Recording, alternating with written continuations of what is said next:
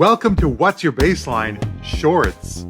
Here we're going to get a chance to take a second look at what we talked about on last week, What's Your Baseline, but in this way, have a visual look into the APQC PCF. Now, of course, our good friend Moritz Berger is still here to help take us through what does it mean? How does it work? What does it look like? And what can we do with it? I'm Jay Amerlinson, and Roland Volt and I are going to take a look at this and give you some live commentary as Moritz takes us down the road of APQC. So, JM, this is awesome. You just run the podcast for yourself. I don't have to do anything. Just sit back and sit on the peanut gallery and give some color commentary. But hey, you're the peanut gallery. Isn't that what we talked about before? Yeah, I'm about that age. But by the way, thank you, Moritz, for being back on the show. Now fast forward a week later than the audio recording. hint, we recorded it in sequence. And what we like to do is obviously piggyback on what we discussed in the regular podcast episode. And one thing that I really, really like, and you can see it on the screen, hopefully soon, is Moritz, a nerd that he is, took the APQC and brought it into a visualization tool. And I think, Moritz, hold me honest on that. You have prepared a couple of things that you want to show how to make the APQC framework, quote unquote, live. Is that correct? Yes, and thank you so much, Roland and JM, for hosting me again on your wonderful podcast. I think that the whole point of APQC is of the PCF, the Process Capability Framework, is that it can be overwhelming, right? You're looking at an Excel sheet with so many thousand different rows. And so I took that and I imported it into a visualization tool called the Brain. And this makes it so much more human friendly. So what you see here is we can now easily see that high level APQC PCF looks at the world as being either operating processes or management and support services. So that's non-threatening, right, guys? Oh yeah, that seems a little bit easier to get my hands around. Is there more to come, Moritz? Well, I'm glad you asked, Roland. So obviously this is a graph database. So clicking on operating processes, you can see that we have, again, a coding that is always at the end of each one of these categories, capabilities. And this is also the area, operating processes is the area that I would like to call out where you have the greatest industry-specific differentiation. Right? So are you public sector? Are you education? Are you healthcare? Are you automotive OEM? This is really where the differences are, where you would find the most differences between different verticals. And so let's go down in a little bit these sub-capabilities, is that what you call it? It's the sub-capabilities of each level of the PCF. I'd like to start with one of the bookends, which is develop vision and strategy, which is not a department in many companies. And as you can see here, in below the category, I have the process groups. And then as I drill down here, the model starts to give me more information. So you have definitions that are already coded in the model. You have a hierarchy, how everything hangs together. And so you will further drilling down from process into activities, and in some cases into the task level. You can see that it goes pretty deep and allows you to take a look around, again, what is happening within a particular domain of your business. Another thing that we touched upon previously in our extended conversation was the absence of connectivity between activities, between processes. So would like to, given the name of this podcast, would like to pick one, baselining current process performance. So this sits within the strategy and vision capability of the model, right? But you will see that I have added a connection into measure and benchmarking, right? Which is clearly necessary to understand your baseline. And measure and benchmark is a process group that sits within the develop and manage business capabilities. Right. And so this is just one example how you need to look left and right. And you need, in whatever tool you're using, you should focus on pulling together at the minimum the tie-in with strategy and vision, how you develop and manage business capabilities. And then oftentimes there's another tie-in. If you look again at the level of management and support services, the IT component of it, right? So you have a capability 8, manage information technology. And again, you have elements of IT business strategy and the IT portfolio, which in this day and age would very likely reflect to the enablers that you're using to automate your business processes. So having this capability, or the people behind it, the tooling behind it, at the table, wherever you're doing whatever in other areas of the model, is highly recommended. And then you would, in this case, so let me just create a random connection here. Again, the IT value criteria, that could be another example where a cross-reference with the baselining efforts would be beneficial, right? So cost versus value, of course, you need a baseline.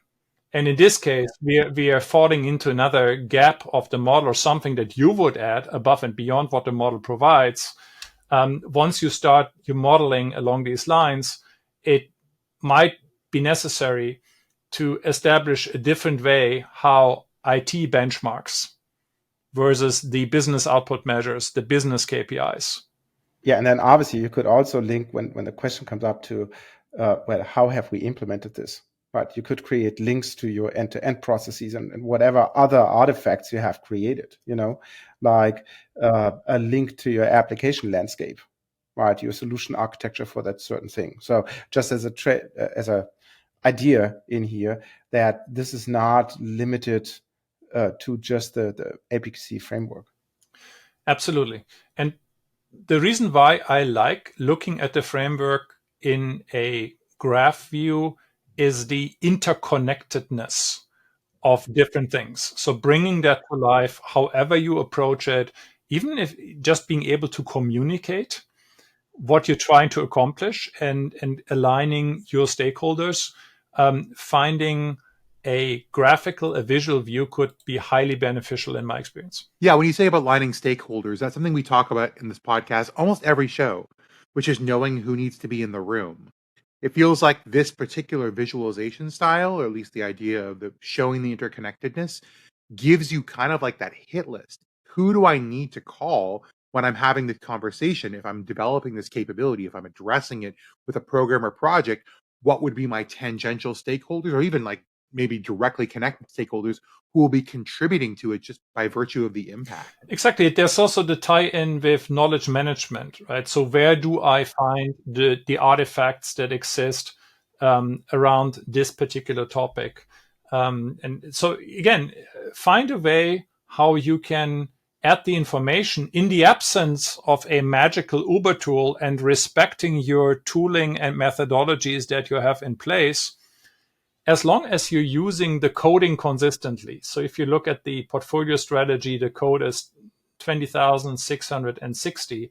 As long as you're applying the coding consistently across your artifacts, even a plain enterprise search or search in another tool would allow you to pick up these cross references, right? If you use this as an annotation in your documentation, if you have a spreadsheet that lists stakeholders and lines them up with their areas of primary or secondary involvement across the model, as long as you are populating that with information in the taxonomy, including your own additions to the model, right? That you should come up with your own tags.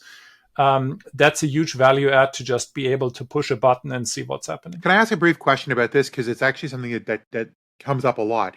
The difference between the numbering system, like 8.2, versus the classification number or the code, the 20652. Why do both exist? I kind of have an idea of it, but like if you're looking to focus in on a unique identifier, tell me a little bit about how you use each one of those as an important component of organization. Yeah, so the numbering just provides a sorting of a view, right? So if you look at this chapter here, okay, this becomes a neat list of here are my processes below this process group. Okay, so please disregard the numbering. The numbering is not intended to be stable over time, whereas the coding that you find at the end of the capability or process or activity descriptor, this is intended to be a unique identifier. That is the one that you would put into the custom attribute that I mentioned in our audio recording to say, okay, this is no matter if we rename defined business technology and governance strategy to whatever, we would still have that consistent number available. Absolutely. And you may even have examples of larger organizations that have multiple implementations of a capability or process group, where some, let's say, smaller countries or smaller subsidiaries implement a subset. So their numbering, they would not have a gap in numbering, right? Maybe they would only have 3 processes in this process group. But again, by virtue of the unique identifier, you would be able to tie it back with what's happening across all entities. I love it. So let's go down, just keep going down the layers. Let's explode this out to see everything that there could be. Oh, wow. You are a brave man. Down a single stock. Yeah, no, this is fair. So what I would like to, and you can see this becomes significantly more complete, but it's also starting to look more like that Excel spreadsheet that you're getting directly from APQC.